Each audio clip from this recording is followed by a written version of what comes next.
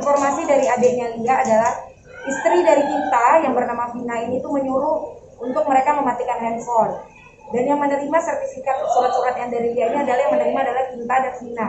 Dia ngambil di depan rumah, di jalan di depan, jadi hanya ngambil dikasih langsung jalan gitu loh. Ini kan udah kita urusannya rumah tangga. Kenapa kok urusannya sama keluarga? Ibu saya aja nggak ngurus-ngurus seperti itu, kakak-kakak saya juga enggak. Kok lucu gitu loh. Jadinya malu gitu loh. Dan menurut saya udah terlalu banyak lah diam, dizolimin, saya dituduh-tuduh masukin suami saya. Sekarang logikanya aja, mungkin nggak saya mau menghancurkan citra bapaknya anak-anak saya. Bagaimanapun buruknya, dia tetap adalah bapaknya anak-anak saya. Gak mungkin saya membuat rekam jejak yang akan terus-terusan ada. Dan itu pasti akan membuat anak-anak saya terluka. Dan gak mungkin saya melakukan itu. Dan saya sangat sedih dituduh-tuduh seperti itu. Aska sangat tahu sekali apa yang terjadi. Dan keluarganya sangat tahu apa yang terjadi. Tapi please stop, jangan blaming kemana-mana. Kita clearkan saja dulu. Aska tahu kok apa yang sudah dia lakukan. Kesalahannya apa saja. Saya pun juga nggak sempurna, saya pasti punya kesalahan. Cuma kita lurus aja dulu ini apa yang terjadi gitu loh.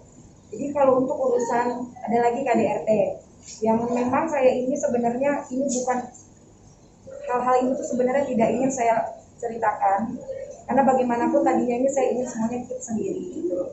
Jadi pada tanggal 18 Desember saya mendapatkan KDRT lagi yang terus menerus intensitasnya. Jadi tanggal 18 saya ada percakapan, saya dipukul tanggal 18. Akhirnya tanggal 18 itu saya pergi ke rumah ibu saya. Akhirnya tanggal 19 itu ibu saya melihat kalau saya lebam-lebam, walaupun padahal saya sudah tutup-tutupin, dan akhirnya dia tahu karena bengkak-bengkak muka saya pada saat itu. Dan dia nyuruh saya sama kakak saya bertelepon untuk berangkat visum. Hal itulah yang membuat saya menjadi kuat, karena tadinya selama 9 tahun saya tidak pernah menceritakan apapun itu bentuknya. Jadi tapi Pak Leman sama Lia tahu persis lah. Setiap kalau saya mendapatkan kekasaran atau saya berantem, saya pasti kabur dari rumah. Saya pergi 2 hari, nanti saya pulang sendiri, pergi sendiri, pulang sendiri gitu. Jadi tidak pernah saya namanya melibatkan orang-orang lain. Tapi teman-teman saya itu yang terdekat ada tahu. Tapi saya tidak pernah menceritakan detail-detail apapun itu. Karena menurut saya, yang namanya permasalahan rumah tangga memang sebaiknya disimpan sendiri. Tidak boleh menceritakan orang lain. Jadi saya tuh sedih sekarang karena akhirnya bongkahan es yang udah mau kecil, ya akhirnya pecah juga gitu. Dan untuk urusan KDRT itu sendiri, memang sudah sering terjadi. Walaupun intensitasnya itu mungkin setahun berapa kali, dan saya memiliki bukti-bukti. Jadi yang dilakukan tanggal 18.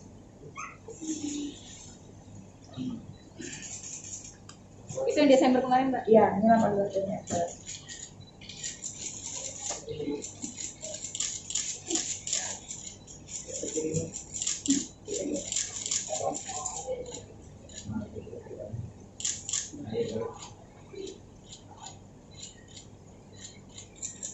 Ya, ini 18 Desember. Ini sekitar bulan Mei. Bulan Mei 2019. Rambut saya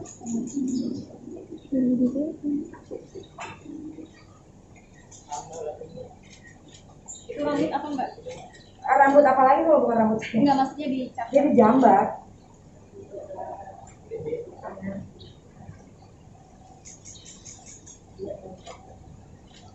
Ini saya lupa tepatnya kapan, bulan Januari juga ada, bulan puasa juga ada. Mbak itu bulan Januari. Ini di sini lockdown.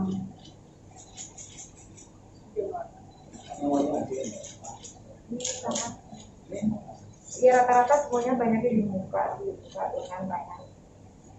Kurang lebih seperti itu lah. Sering ya melakukan KDRT? Iya. Tahu bisa bro? Ya, saya nggak mau ingat lah, ini aja juga saya sebenarnya kan buka memori lama jadinya. Dari tahun berapa Mbak? Ya, udah lama dari saya awal nikah pun juga udah begitu. Cuma yang namanya memang Aska itu memiliki emosional yang tidak bisa dikontrol. Dan di Aska tahu sendiri gitu kenapa dia seperti itu, sehingga saya pun lama-lama ketakutan dan lelah gitu loh, karena saya pun juga selalu memaafkan, nggak ada masalah, ya udah saya minta tolong, bahkan minta tolong sama keluarganya, ibu bapaknya saya minta tolong, tapi ya tidak ada apa ya tindakan yang cepat gitu, sehingga akhirnya rumah tangga saya pun hancur gitu loh. Sekarang ini kan kalaupun misalnya saya berpisah, pasti kan saya tidak mau Aska ada kasus hukum yang lain gitu loh. Dia tetap saja perceraian saja gitu loh, tapi nggak ada urusannya dengan hukum-hukum yang lain. Tapi mau apa lagi, karena mungkin udah ini udah takdir Tuhan, saya harus Aska seperti ini, saya pun juga harus menerima seperti ini gitu. Jadi mohon sekarang ini tuh jangan pemberitaannya kemana-mana. Jadi karena dibilang saya yang melaporkan, saya yang TO, kita sama-sama tahu lah, saya tahu persis apa yang terjadi, dan saya tidak mau hal buruk terjadi kepada Aska gitu loh. Walaupun ibaratnya berulang kali saya ucapkan bagaimanapun terjadi hal buruk terhadap pernikahan saya, tetap dia itu bapaknya anak-anak saya, jadi nggak boleh saya melakukan hal-hal yang buruk gitu loh. Apalagi untuk saya sebenarnya menceritakan ini tuh hati saya sedih, tapi ini hanya gambaran paparannya saja, saya buka. Saya tidak mau menceritakan, udah tidak usah terlalu dalam lagi, karena itu yang ada bikin luka hati saya dan anak-anak saya terus-terusan gitu. Untuk sekarang ini saya rasa sudah cukup, sudah clear jelas apa yang terjadi, dan mereka-mereka ini pun aman ada di bawah di rumah saya gitu loh, tidak ada kemana-mana, karena memang ini urusannya biar ini menjadi urusan hukum saja, karena memang kan dia melakukan hal-hal yang tidak sepantasnya dilakukan kepada saya. Terima kasih sudah menonton video ini. Jangan lupa subscribe dan aktifkan lonceng notifikasi supaya kamu nggak ketinggalan video terbaru dari Grit.